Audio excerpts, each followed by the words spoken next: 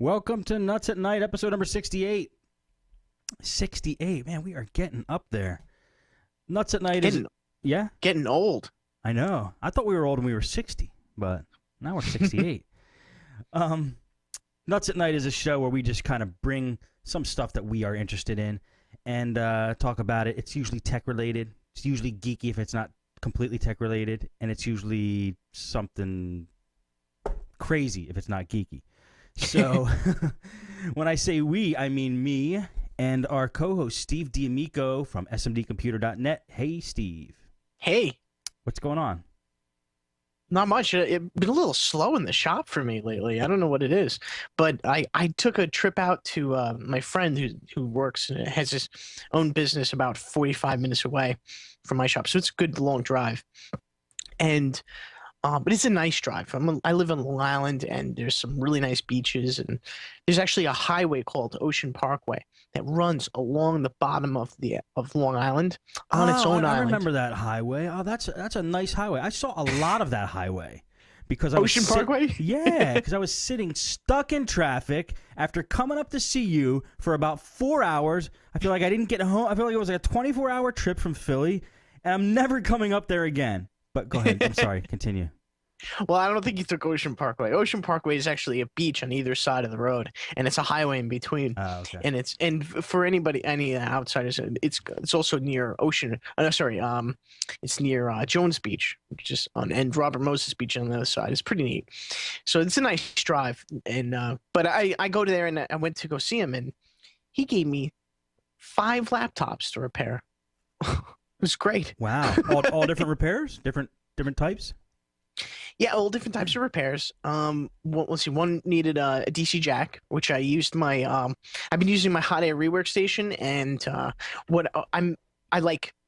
made this thing 10 times better. The rework station. And what I did was I took you ever see those lamps? They're like desk lamps, but they like clamp to the edge of your desk. Yeah. And then they kind of have like that arm thing. Mm-hmm. And it's got like a magnifying glass and a little light and everything. Well, I took the magnifying, like the whole head, I snipped the wires for the whole thing, and took off the light and everything in the magnifying glass.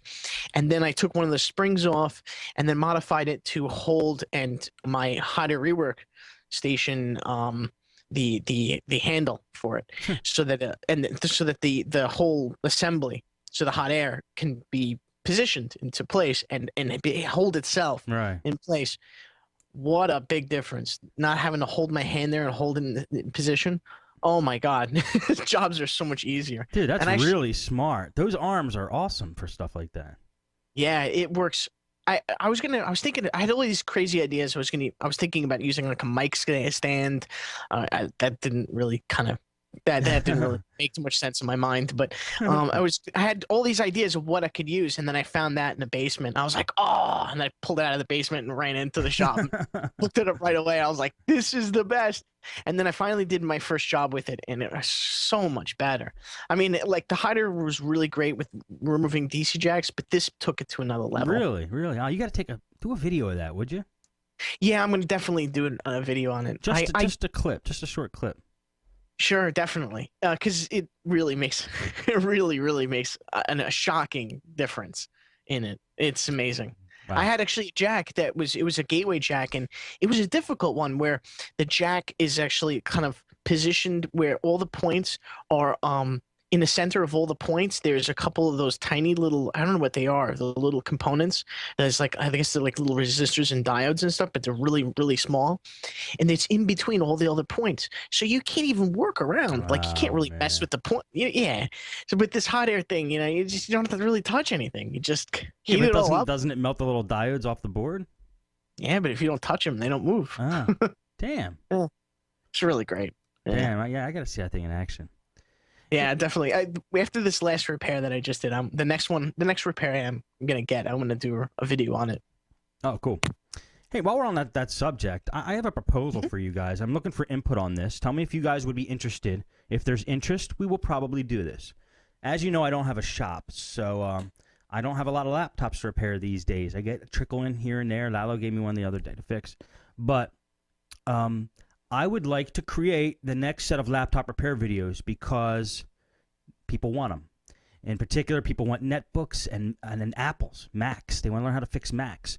So I'm proposing this. Let's just see. I'm just throwing it out there. You guys let me know back. Send me an email if you're interested in doing this or you think you have what it takes. I would like to pay people to actually do videos, and you send me the videos, and the videos will then go into the collection. I'm thinking like $50 per movie if it's used in the collection. If it's set, and so basically, you guys do. If you ever watch my videos, you basically do what I do: set up a camera, but you got to do it better than me.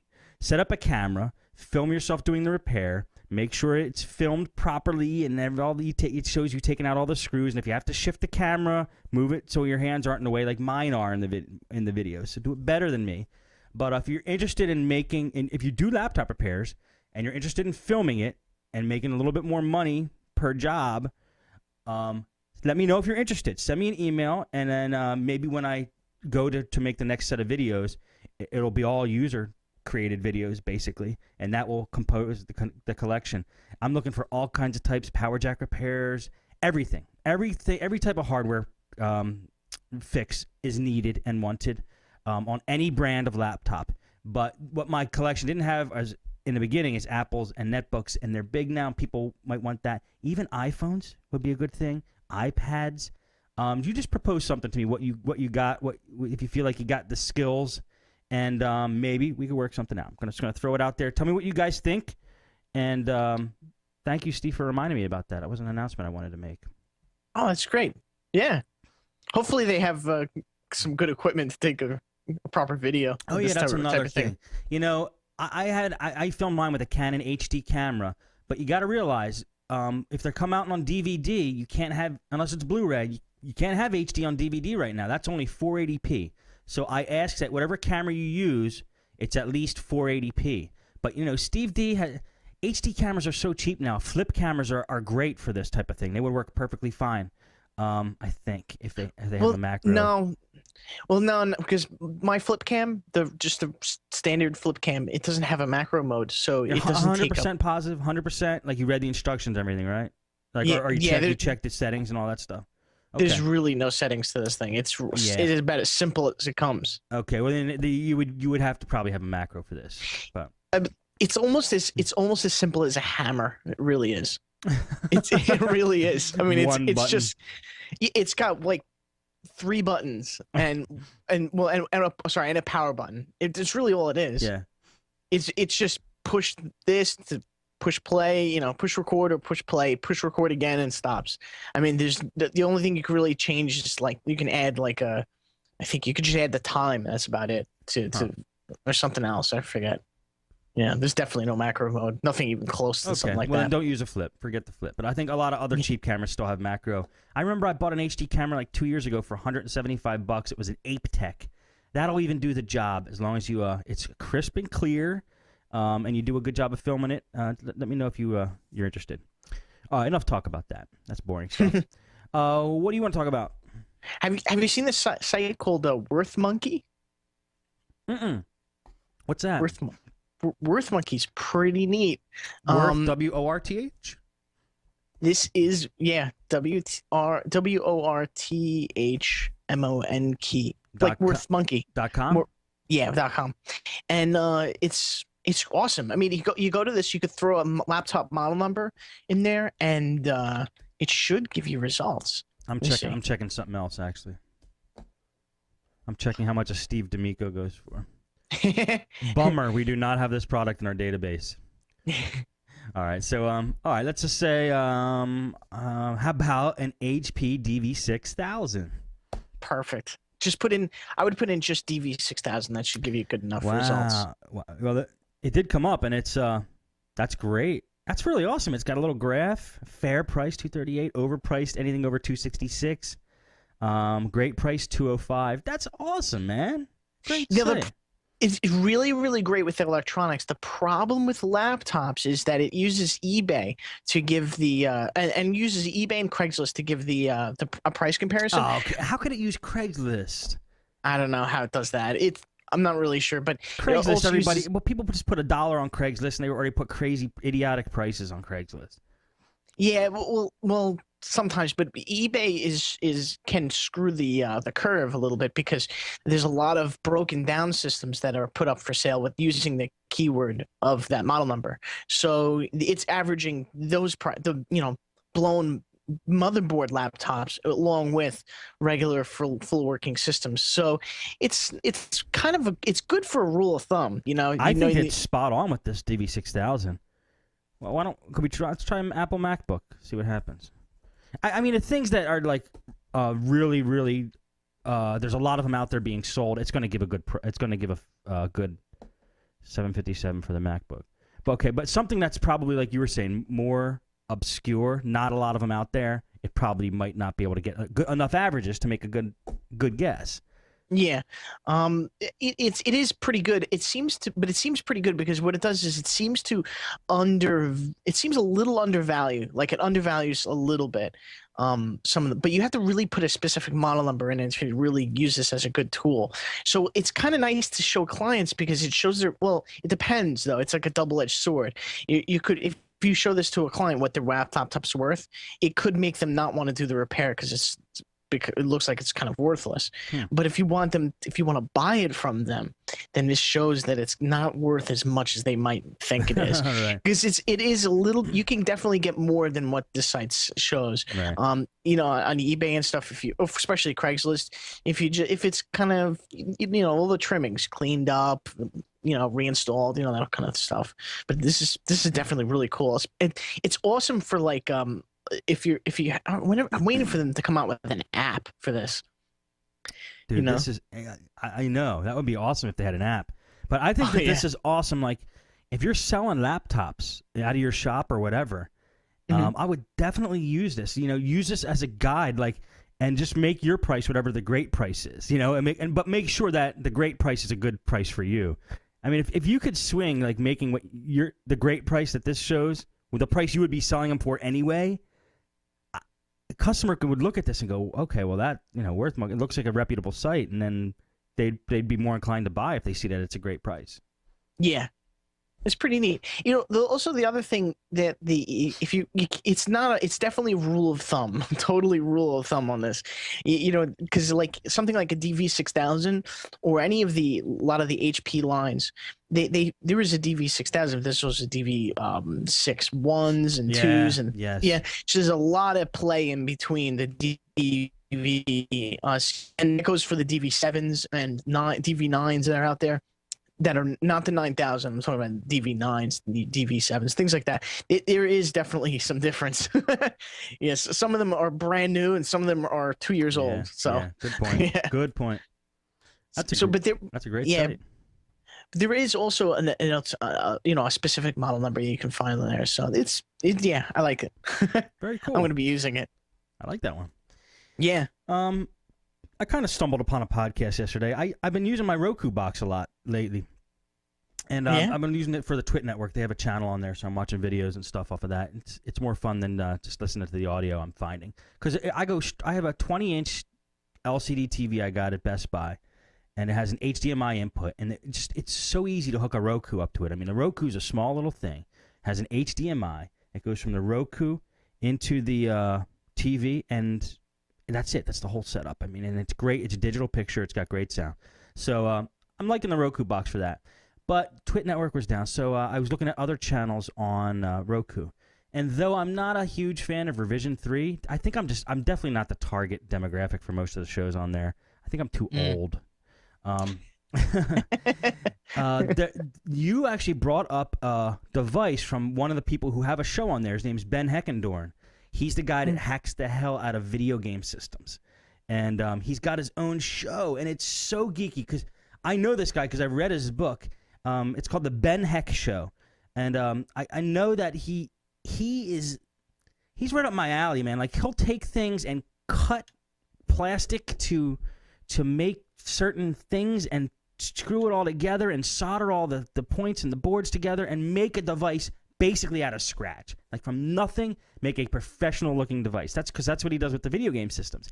He actually showed in the last episode how to make a CNC machine, which is CNC machines are awesome. It's a computerized cutter, and you can get free software online for it. You download it into a computer. You do have to buy motors and a circuit board and hook it up. Usually it hooks up to a parallel port. This is how old the technology is. But you get 3 motors, so you have 3 different axes, and you basically shows you how to build this device. You throw a Dremel on it, and then and then you hook it up to your computer, and then this device will come down and cut the shape out of whatever you designed on your computer. I built one of these. I bought plans on eBay. This was like 4 years ago. I bought plans on eBay and I built one of these, but it was clunky and wooden. It worked, and so I know that they're awesome.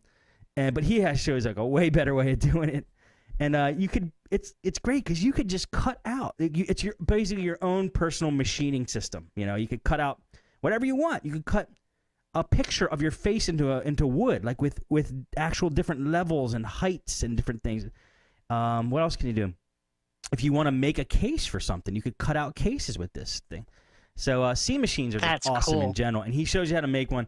You know, he makes it perfect, but I actually watched the video with no sound, so I don't know what he was saying. But as I'm watching it, because I was like just almost falling asleep watching it, I'm like, that's cool, and then that's the last thing I remember. So you check it out. I'm sure he's got tons of other geeky stuff on there. It's Ben Heck Show. So that's cool. Oh man, that is really cool. You speaking my language. Every more time, I'd definitely be making stuff. I know. Well, see, I built one because I wanted to make a business out of making hacked video game systems. So I was using that thing to carve out all the cases and stuff, my CNC machine, and it just took so long. I wasn't doing it right.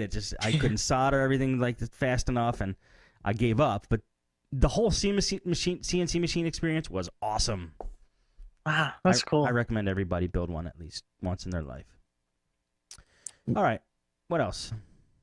Oh yeah, I saw this. There's a YouTube video that I saw that was really cool. It's not good. It's just it's only video and music, so you can't really. It's not really something to play in the show, but it's what it basically is this a storyboard. It's the original storyboard for Back to the Future, and the original ending that they had, where remember first Back to the Future, the DeLorean gets struck by lightning. It uses lightning to go back in time. Mm-hmm. Well, that was the power source. Well, the original idea for the power source was a nuclear reaction from a nuclear test site. So this is kind of nuts, right? Where the DeLorean actually have to drive into, I guess, a detonated nuclear weapon. Wow. Yeah, it's pretty ridiculous, and I'm glad they didn't go with that idea. Yeah. And but this is with music, like a panel by panel display of what the scenes would have looked like, if it actually came into to be like a movie. This is basically the closest to the movie you would be able to see, and you can see the whole idea and what they were kind of going for. And it was, I mean, when you see it on the it sounds a little worse than it actually looked in the panel form. It looked kind of cool, you know. It wouldn't have been as good, but it's pretty neat. Let me check it out. Okay, now you guys aren't hearing the music, but you're seeing the visuals here, and it's just a black and white drawing of the proposed ending to Back to the Future. Do we know that this is actually that proposed end to Back to the Future, or did somebody just make this up? No, this was the original script. How do you know? I think it's part of the Blu-ray collection now. Oh, really? This came out of the Blu-ray. This is basically pirated. Yeah, this is like this is just like the first. There's like many rough drafts of the script. This is just one of them. Wow. One of the early ones. This is awesome. It's like storyboard. It looks like a storyboard. Yeah. I see. Wow. Pretty neat. This would not. People would not like this. This is not as cutesy as Lightning. You know what I mean? Well, there's also how the car survived actual nuclear blast also. Yeah, that would be kind of crazy. But still, just detonating a nuke is just not good. I don't know. You don't want to promote that. You know, then some kid might go out and try to build a nuke so we could go into the future. Well, actually, you're close. They scrapped the idea. Oh, actually, what was it? Oh, one of the original ideas was that they would be refrigerator, that the time machine wouldn't be a car, it was a refrigerator. But the problem that they scrapped that idea because they were afraid that if the movie became really popular, that there'd be kids climbing into refrigerators or and dying, because you know the whole thing. If you supposedly if you climb into a refrigerator and you're a kid, you can't open it. I guess that's true. I don't know. That would be an interesting MythBusters experiment, wouldn't it? Oh, you just read my mind. I was just thinking MythBusters. There's no way. There's no way that suction would hold you in. Yeah, but what if they found? Oh yeah, I wonder what that. Yeah, I wonder what that would be like. It would be funny watching them get a bunch of kids and then a bunch of refrigerators and going, all right, kids. Come on, get in there. Oh, I mean, if they did it, oh, dude, I was thinking they would do it themselves. Yeah, that would be bad. That would be really bad. It'd have to be kids to be accurate, you know. They are sticklers for accuracy. Yeah, they are, because they get hammered. If there's a whole forum section for their website, and they get hammered if they don't do for everything. I mean, anything they do. So they're very careful.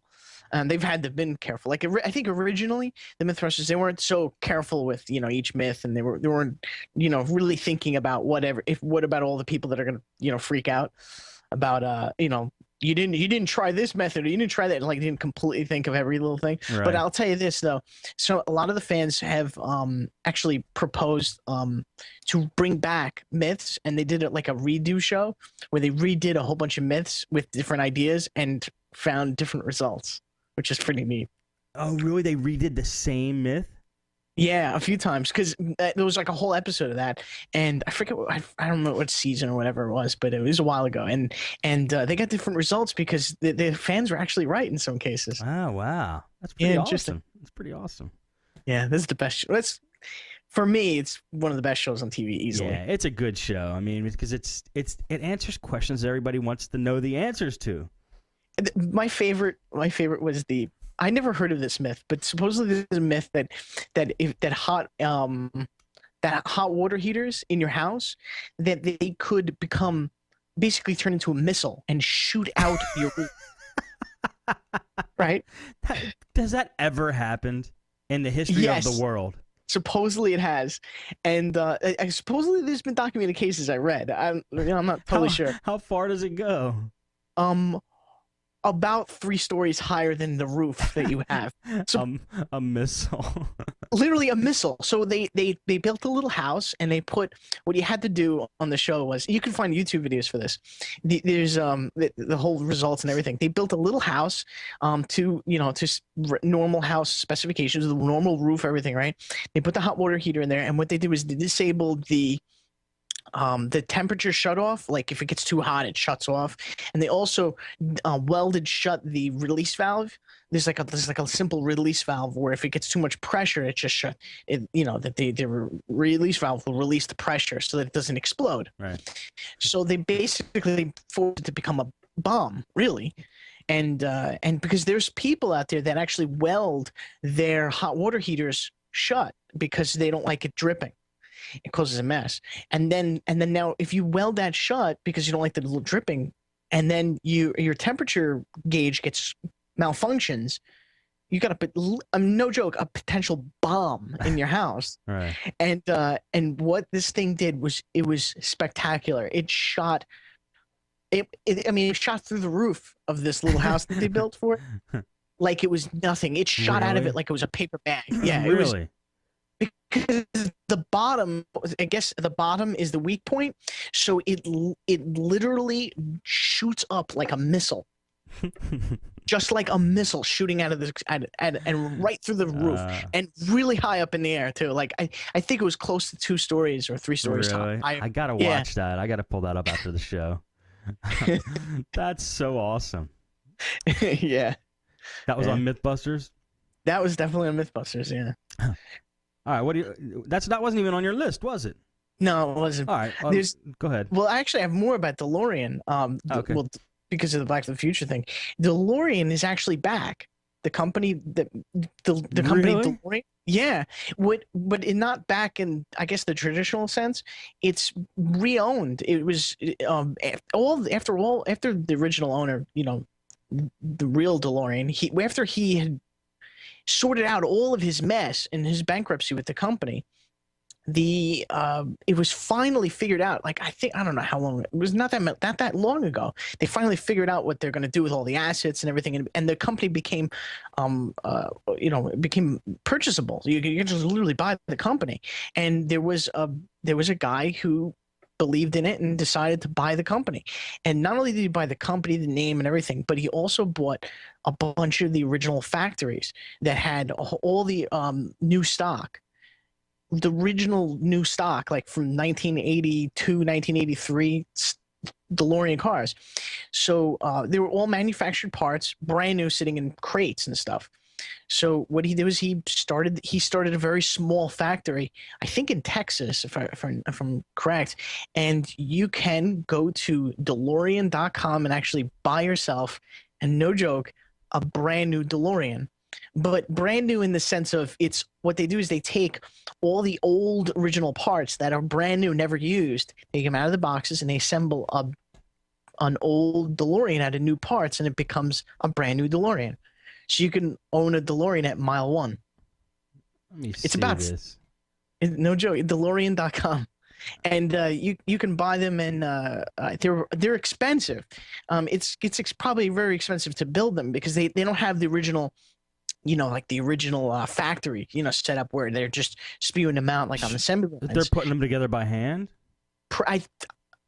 Something close to hand. A lot more hand on building than a traditional car factory, where they have how much all the cost? big robots and expensive. The brand new ones are roughly $60,000. No, that's not bad. Yeah, but it's not bad. But the pre-owned ones are not close to that. They're like, I mean, some of I think the average price is about $15,000 for like a used DeLorean, pre-owned, as they say. Yeah. So it's it's a little high. It's a little crazy, the high. I don't know. I don't know, for a brand new car, even though the parts are old, there's it's a DeLorean. It would just, I don't know. I thought they would be selling for like $100,000 coming out of that little factory. Yeah, yeah. Especially for the building cost. It must not be cheap to build these things without without the big production assembly lines and the giant robots that traditionally make vehicles. Yeah. Yeah, so it's got to be pretty costly to put them together. But they also, there's a whole bunch of technicalities that they fixed. Like I think one of the original design, the wheels were they were an odd shape, and so you needed this really special tire that was extremely rare. Now, and these days they're almost unobtainable. Right. So they actually changed the rims on this so that you can actually get tires for it and change them out and things like that. So they do like little modifications to make it more usable, and more ownable. But it's pretty neat, and it's pretty surprising. And there's no connection with the original company, which is nice, I guess. But the original company really just failed financially because it was just kind of mismanaged. That's why they kind of went out of business. What happened was the real story of that DeLorean, he was running his company, and he got too enamored by the limelight and by being a celebrity, and he got too distracted with that and left his business behind. Left his business behind and was just kind of, not completely left it behind, but just was mismanaging it just because he was too distracted. And then when he finally got his eye on the ball, when he started realizing, oh my God, he couldn't right the ship. He was just too far along. Oh, that's a shame. It's really a shame, and he was desperate to kind of fix his financial problems with the company. And then, and this might sound controversial, but everybody can do the research on this. He actually was innocent with the whole, because everybody remembers that he was caught in like a cocaine sting. He's actually innocent from that. He was completely acquitted, and it was found to be complete and textbook entrapment. The feds knew that he was desperate, like more desperate than to live, to save his company, and desperate for money, and it was really obvious. And they actually entrapped him, and that's what that whole cocaine thing was about. And he was. It took I think like 3 or 4 years. His name was completely destroyed, right. And him being acquitted wasn't even. It was like not even a blip on the radar for the news media. But when he was, when his case first started. I mean, it was just a major sensation. I mean, it was crazy. So everybody remembers DeLorean and that whole thing back then. Just remember him being some cocaine, lunatic, some kind of cocaine smuggler. When in reality, he was actually never really happened, and he destroyed his name. He eventually died, I think, like 3 or 4 years ago. Oh man, it's a good story. It's pretty sad. Yeah, it's a good story, but yeah, it's kind of sad that a lot of people just can still consider him this like cocaine smuggler guy. Right. Yeah. I actually didn't know that too much about him, but the cars were always fascinating, and then in Back to the Future just put it into a whole new into the stratosphere as far as popularity. But the whole stainless steel thing is still quite unique. The whole chassis is stainless steel. Yeah, extremely unique. And there are repair places that you can get these repaired, and the parts are not impossible. So it's not ridiculous to own one where it's gonna just you're just gonna break down and you just be completely stuck. There's actually a repair center that's near my house, believe it or not that far away. Maybe about a DeLorean repair center. Absolutely, and if you drive up there, it's a mechanic, and that's what he works on. He works on like a few other things, but that's his specialty. And every time you go there, you see him parked out. Really? Yeah, that's amazing. I didn't know there'd be such a market. He must be the only guy for a long ways. Probably. Yeah. Really cool, man. Good one. Yeah. All right, let me see what we got here. I thought this was neat. This is I've been a friend of mine. A friend of mine and I were talking, and I don't know how we got on the subject, but he's successful. He usually gets what he wants. He's a person who's kind of like through life he just basically makes things go right. So we got to start talking about like stuff like that, and he gave me a bit of advice, and I started trying it, and I got amazing results. This was just today. I tried doing this. We're talking about like getting things, wanting things, and getting things, and effort. The effort you put into something, And the whole goal was like he said to me like don't really want something hard and put a lot of effort into it. He's like the lighter you want something, the more you're gonna get it. Like if you ever go it's like winning the lottery, for example. People want to win the lottery so hard, and they wish and they wish and they put all this effort into it. You take all the effort out of it. If you take all the effort out of it and just decide that you want something, you have a lot higher chance of getting it. So, like for example, I'll give you an example. I went to CompUSA today, and I needed. This is a little time. I didn't win the lottery. This is like a tiny example.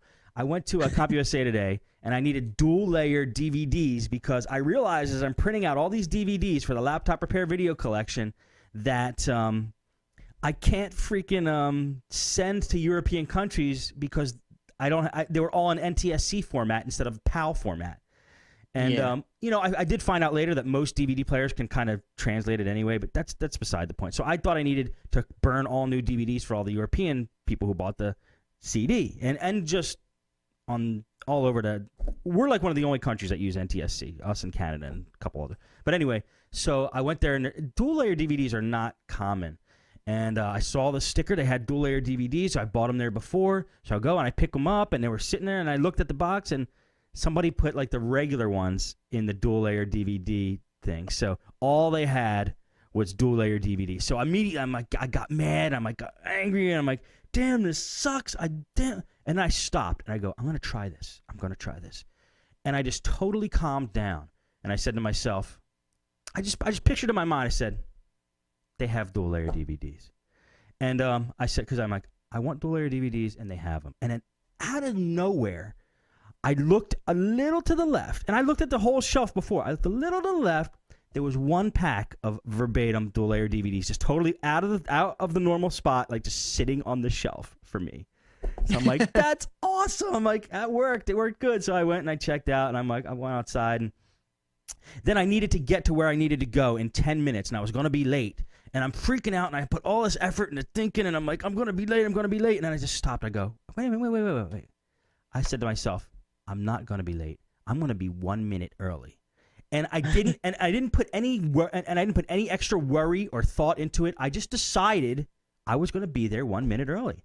And anytime a thought creeped into my mind, like you're gonna be late, I just said, forget it, and just tried to make it nice and light. Didn't put any effort into it, just nice and light. I just decided I was gonna be there a minute early. Well, I hit every green light on the way there, and even as I'm hitting all these green lights, I didn't get excited. I just said, this is what I wanted. This is happening, and it was hard for me not to get excited. I'm like, this is just happening. This is what I wanted, and I finally got there. I hit every green light. I got there a minute early, and it was like on any other day, I would have been stuck at all the red lights, or at least one red light. But I just got there a minute early. So 2 times today, I took the effort and the force and the worry out of something, and just decided I wanted to do it, and it happened.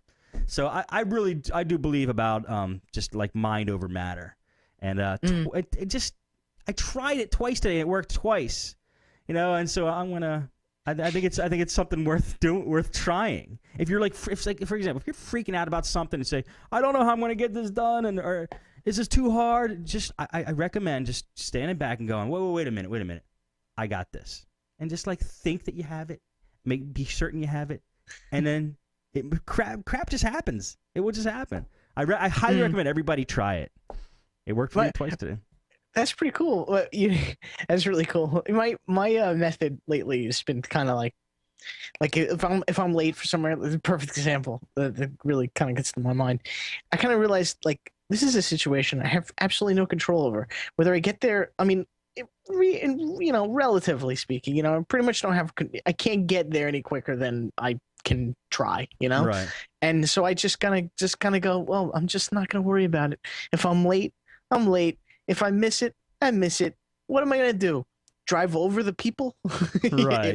Right. And then I just go, what? I freaking out and like, getting all tense and freaking out and getting all worried and everything. It's not gonna get you there any quicker, at least in my mind. So I just kind of go, I'll be there when I get there. I agree with you. But I used to do that, Steve, and that's about halfway there, though. Instead of thinking, oh, well, instead of having that thought, I was thinking today, I'm like, I got this. It's done. I'm not worrying about it because I'm getting what I want.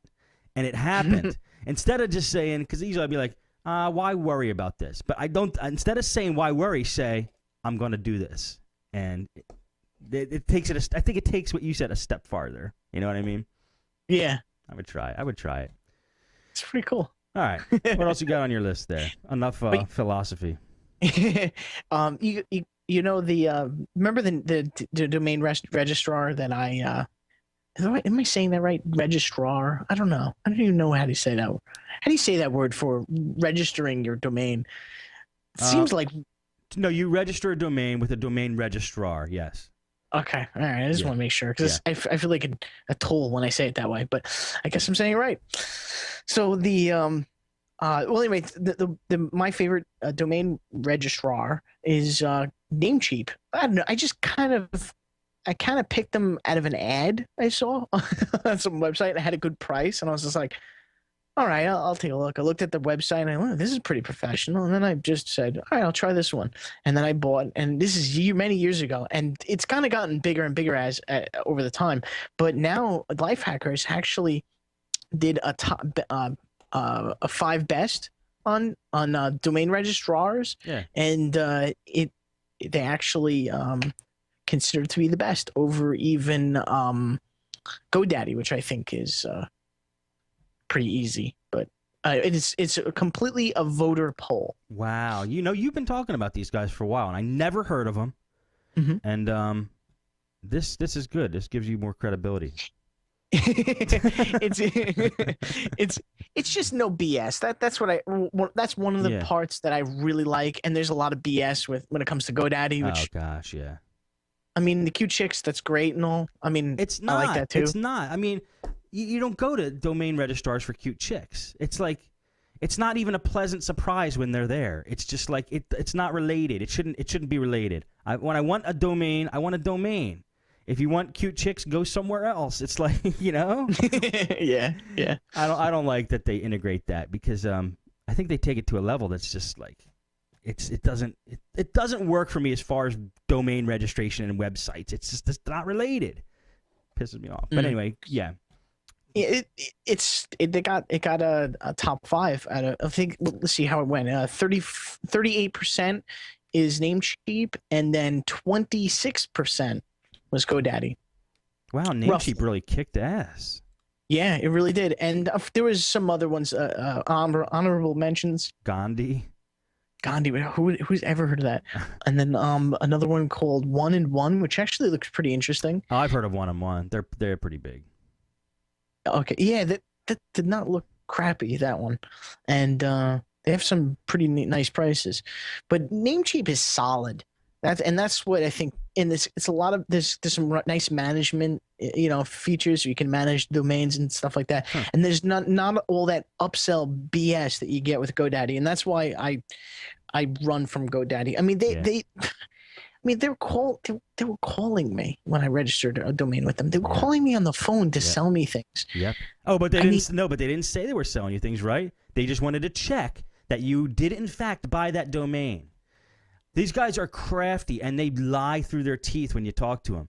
Because a guy called me, and I let him talk, and he asked me, yeah, we're just verifying that you did buy this domain. Because sometimes people buy domains, and they don't even realize they did it, or somebody else bought it for them. I go, you got to answer me honestly right now. I said, did you call to try to sell me something? No, sir, no. If you call tech support, they try to sell you something. Anyway, go ahead. Hosting with, if you're going to host, I see somebody talking about hosting with GoDaddy. If you're going to host something with GoDaddy, that's like hosting something with AOL to me. I mean, why would you want a domain name to host anything? Every time a tech site builder buyer buys the tech site builder and they email me for tech support, they're always on GoDaddy.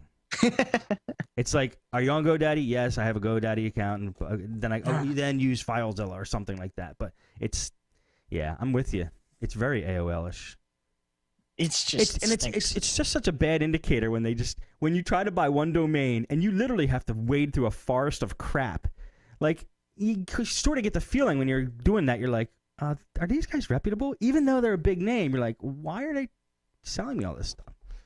It's like, I don't need truck tires. Ice cream, I'll get it at Carvel. Right. It's like, no, I don't need my teeth whitened. Yeah, but Namecheap has a parrot. So GoDaddy has Danica Patrick, and Namecheap has a parrot. I like Danica. What is her name? Danica Patrick. Yeah, I like her. I like her better than the parrot. But the parrot's kind of cool. Yeah, parrot is cool. Parrot's cool. You gotta have a parrot. I think I'd rather look at her, but I'm not enough. Not enough to. Oh God, what a nightmare that was. I mean, there's nothing with Danica Patrick? No. Well, no. The nightmare it was to go with GoDaddy. I mean, yeah. I was annoyed with them with the emails that I was receiving, and I had to unsubscribe from about 3 or 4 things, and I swear I hit everything when I went through the registration, and then when I was finally done with stopping all the email coming to my email address, I went to I'm in my office and I'm working on whatever, and the phone rings. I'm like, oh geez, what's this? And I grab the phone and I'm thinking it's a client, and I look and it says GoDaddy. No way. I'm dreaming. What did they want? I dodged their emails, but they still found me. Yeah, they're unscrupulous. What did they want? I don't know. I didn't answer it. I just looked at it and went, no. I should have answered it and yelled no, and then hung up. That's funny. All right, my turn. Yeah. Okay, let's see what we got here. We got to get into what do you like and what don't you like? Do you have anything else on your list that you want to go over, or? I got a quick one. I actually had a quick repair that I wanted. I just had to get off my chest. Yes. I had this bizarre repair. What an awful situation. So I get a laptop. It comes in, and now for the advanced laptop repair people, this will be for you. I get the laptop in. It's it's mimicking a bad motherboard to a T. Everything about it is bad motherboard. Will not get past post. But it throws video. So I'm trying a bunch of stuff, and then no video whatsoever. Right? So I'm like, but it fires up, fan spinning. It's like bad video, you know. So I'm like, wow, I'm not reflowing things anymore. I mean, that's just too much work and too risky anyway. So big waste of time in a lot of cases. So I'm just like, all right, well, new motherboard time. Price it out, get one, comes in, throw it in, does the exact same thing. Video card. But not, it was no video card in this laptop. No. No, it turned out to be, tell me if you've done a lot more work than me sometimes, I think. It turns out to be a bad inverter. Wow. And the inverter shorts. Somewhere in the inverter, it shorts. It actually makes a slight, like, kind of tick sound, like it's shorting in some way and sparking inside the panel. And I guess it does that with the video cable enough where it actually makes the motherboard not pass post. So you replaced the inverter and it worked? I just took the inverter out and hooked up an external video, and boom, fires right up. How did you come to that conclusion? You just decided to take them. You didn't plug it in. Like, how did you figure it out? Well, what it was, I was listening to this like this little tick sound. Yeah. And I'm like, where the hell is that coming from? It sounded like it was coming from the keyboard. I mean, not the keyboard, the speakers. So I disconnected the speakers, and then I stuck my ear up to it, and I heard the exact same tick. And I'm like, how could that be coming through the speakers? They're disconnected. Right. And I was like, it's something else. So I thought maybe it was shorting against the what the hell is it? The hinges. So I took the hinges out of the, I took them out of the base, right? And then I fired it up with the cable, it plugged in with the hinges disconnected. It still made the ticking sound. I'm like, you've got to be kidding me. So then I'm like, what are the odds that it's the inverter? I'm like, 1,000,000 to 1. Why not try that? I'm out of options here. So I tore it open, I pulled the inverter off, left the cable connected to the motherboard, and voila. Damn. It fires up and throws video to the to an external monitor. I mean, I can't see video without the inverter. Right. So yeah, and then I wonder if the inverter really crapped out the bulb on the screen. I mean, if it keeps shorting out, you don't know, right? No, I don't think it's possible. Okay. But I don't think so, because I did see video a few times. Okay. Like it would throw a video and then it would short out. Gotcha. So I don't know, what a bizarre one. Wow. It's great. I got like a $75 motherboard just hanging out in my office. It'll be a great paperweight, I guess. Oh, that's a good story, man. Good for Podnutz Daily too. Yeah, I know. All right. That's all I would have for the show. So. All right, yeah. All right, ask me what I don't like. Yeah, what do you not like? I don't like. I dare somebody to do this. I dare you. You will not be able to succeed in this. This is a challenge to all. I dare anyone to walk into Best Buy and not see a picture of Taylor Swift. Walk through the aisles and try not to look at things, and you will see a picture of Taylor Swift. She's just everywhere, and I don't like it.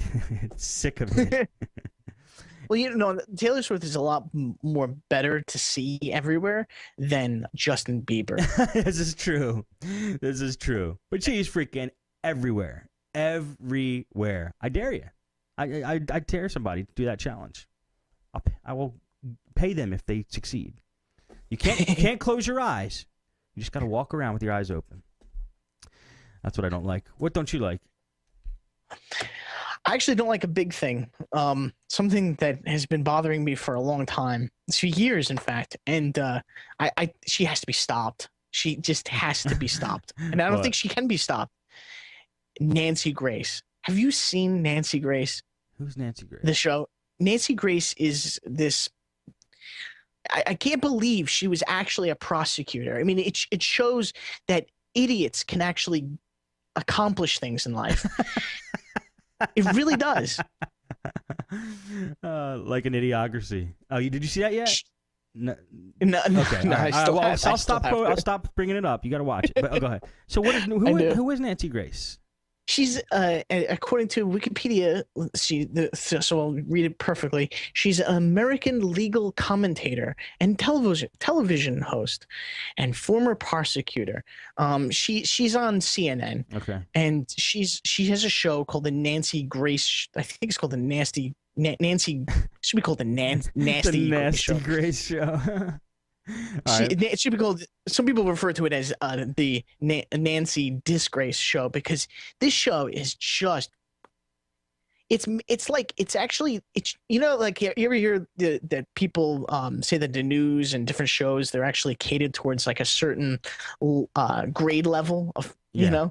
like third grade level TV programming and things like that. This is like kindergarten level programming. It really is. If you actually like look at it and actually kind of try to, if you actually analyze what you're watching when you watch her show, it really is for pre-K or kindergarten. They couldn't possibly beat a subject more into the ground. It's impossible. Yeah. They actually, I mean, it's just the most fantastically terrible show ever. It is so horrible, and she's the worst person. I mean, and she couldn't be a worse host ever. What do you mean? Like, give us some examples. What does she do? Well, first off, she's loud and absolutely obnoxious, which can be entertaining and can be fun to watch. I have to admit, but not in her case because she makes you just want to punch the television. That's the problem. You know? Right. And she has a horrible face, and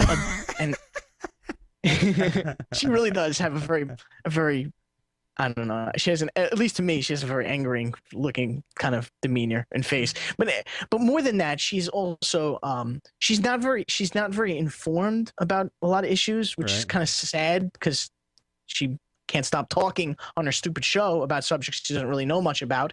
And she rests her like she kind of bases her opinions on, but actually like disguises it as like legal fact and things.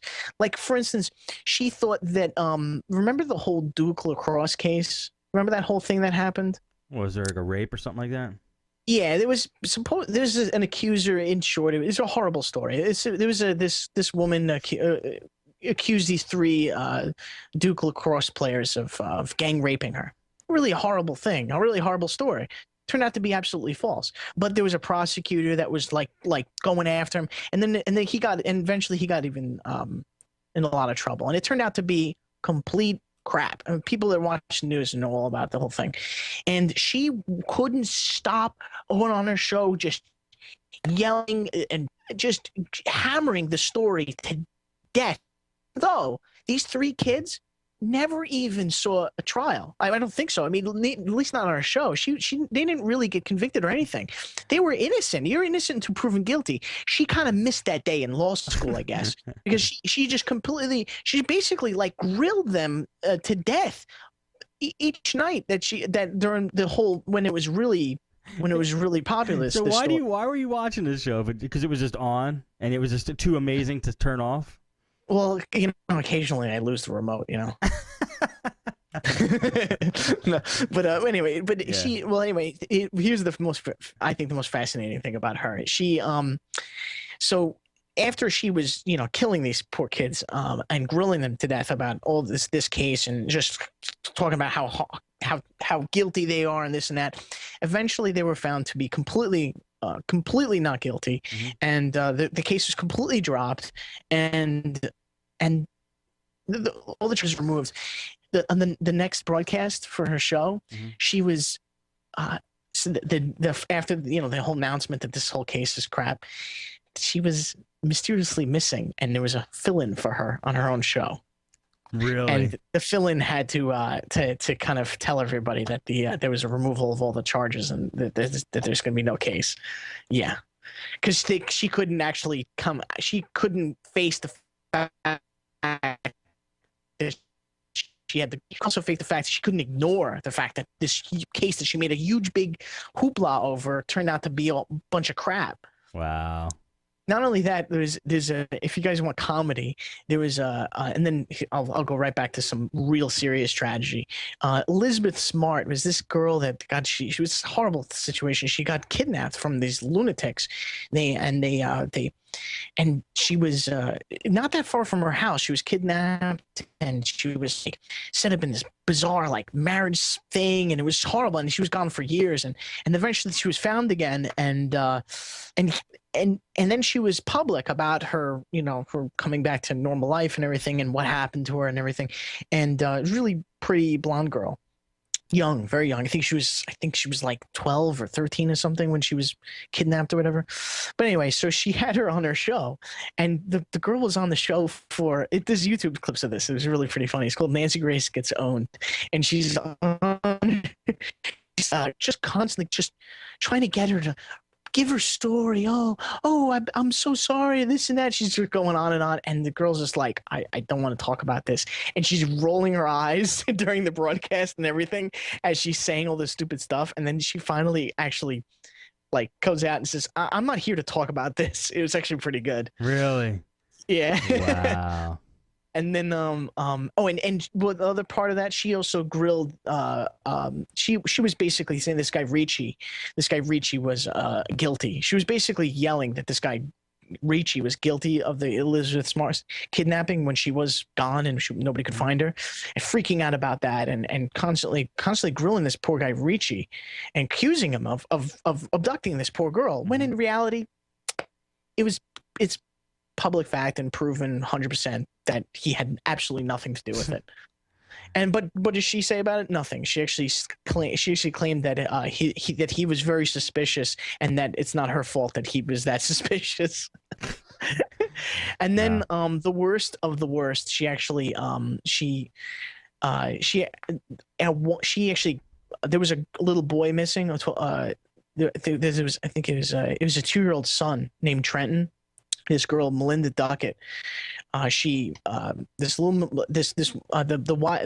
mother, she grilled this mother of this 2-year-old boy that was missing, that she had something to do with it, and she was kind of like, she was really forceful and using her aggressive, nasty tactics on her show, on her national show. This girl, this poor mother, she actually committed suicide a day after either the broadcast or the interview. I forget which. What is this woman still doing on the air? Exactly. And if you watch the show, you can't not hate her. I don't know how she has an audience. It's just like, it's literally meant for children, the show. It's really that level. Wow. Yeah, it's bad. it's I gotta watch some clips of that. It sounds pretty intense. You can watch hours on YouTube of this woman, and it's funny too, because there's a lot of good stuff on there. That sounds pretty cool. But that story about the Melinda Duckett, it was really terrible. In fact, there was actually a settlement. There was a settlement. They dropped the charges, but there was a let's see. I think Nancy herself gave I think it was a 200 public. It was made public. A $200,000 trust fund was set up for the kid and to find him from Nancy Grace because of what happened. Wow. Yeah, it's really awful. That's terrible. Now my thing is not nearly as substantial as that. Nothing is. Ask me what I like. Yeah, what do you like? I was at Walmart today, and I wanted to get a snack, because that's how I found the best way to lose weight is, first of all, to work out, and then also to always spoil your appetite. If you're always spoiling your appetite, you never overeat. So I'm looking for good snacks, and I found these. They're called Kashi Goleen rolls. They're called rolls. They come in they're like little rolls of it's a protein and fiber bar. It's like basically like peanut butter with a caramel coating, like covered in nuts, but it's a healthier type of snack. You know, it's like not just pure sugar. And I like these things because you bite them and they're so chewy. It's like you gotta like almost like pull it away from your mouth and then you chew it for like 10 minutes. And I love food like that. I love chewy food. It's like, you know what it's like? It's like a payday. Did you ever eat a payday? Yeah, but about 5 times chewier than a payday. They're awesome. So I recommend them, and they're more nutritious than a candy bar, and they really fill you up. Man, I wasn't hungry for hours after eating one of these. So I love that. I love that chewy consistency. Food. How many calories? They're asking in chat room. They are 190 calories per bar. It's not bad. It's good for a snack. Yeah, not bad. Mitch is in chat room mentioning pretzels. You know what? I can't do the pretzel thing too much because I end up eating too many of them. Get a stomach ache. I'm like an addict because pretzels. That's not that great. I mean, it's white flour and salt. It's like Mm. I don't know. They're not that healthy. I like that. That's a good idea. You just chew it for so long that you end up going, I'm not hungry now. Yeah, I hurt my mouth muscle. It's gonna take your fillings out. Oh damn! GarageBand is giving me trouble here. Let me see what's going on. Part of the project was not played. The project has too many tracks. Well, I just have to get the. That's why I record on Justin TV to get the backup track. So all right, what do you like? And then we're gonna end off. Sure. I like having you know what? I like having a large cranium. I really do. Because my mom told me a story once when I was and I do remember parts of it. When she was driving along this road, and I was a very little kid, and she, this is the days when there's no real car seats, it's nothing like that. It's just hold on, and a car seat was mom's arm, that would occasionally like fly out to hold you back, so flying. Right. Well, she got into a car accident when I was a kid, and I went flying, and I slammed my head, my fat head, my big giant cranium into the windshield. I smashed it, my head. But you ever hit your head in a way where it's just, for whatever reason, you do a lot of damage, but you hit your head in the right way where it really just didn't hurt at all? Right. Where you kind of just bounce back and you go, wow, I should be like in dead. Right. If you're like, but I don't even feel anything. Right. It just, as a little kid, I was scared, but like I made a lot of damage to the window. Yeah. But I was fine. It's just no reason. I was fine. And she's like looking at me like, oh my God, it's probably internal damage. And then they had paramedics, because it was a big accident. Yeah. And the paramedics looking at me, and then they're like, no, he's fine. You sure it was him? Right? And she's like, look at the damage he did with his giant cranium. And no, it was perfectly fine. And so that's why I liked having a big, giant fat head. I should have in fights, I should have went for the headbutt, when I was in school, and when you're a kid and you're dumb and you get into lots of fights and stuff. You're probably lucky. You probably could have killed someone. Yeah, I should just go for the headbutt. When you got something like that, you should just use it to its full potential. That's so funny that is your thing for this week, like having a big cranium. Yes. All right, that's awesome. All right, well, Steve D'Amico can be found at tell us where you can be found, Steve. Many places these days. Yes, you can find me at stevendamico.com. That's my blog, and write different articles that interest me on there, and all my own material. And you can check out crappycrapcap.com and submit something. It's all a bunch of crap on there. Actually, it would be nice to actually have a comment that isn't complete spam. That would be pretty interesting. And because I get all the comments on there. Make some suggestions, some bad reviewed sites. That'd be a lot of fun. I'd like to see what you guys have out there. I just want to make it clear that the stuff on crap, Steve didn't write that. Those are actual real reviews. So it's just basically, if you have something, submit a review to him. You don't have to write up something if you don't want. Yeah, oh yeah, definitely. Nobody has to provide. Just say, oh, this product looked like this product had some really bad reviews, but it's about funny reviews. It's like a best of site for reviews, right? And bad reviews. When a product is so bad that people passionately hate something so bad, it's funny. Yes, it is hilarious, actually. All right. Well, that's going to be it for today's episode of Nutz at Night. Thank you all for watching, listening, streaming, and whatever you're doing, and we'll see you next time.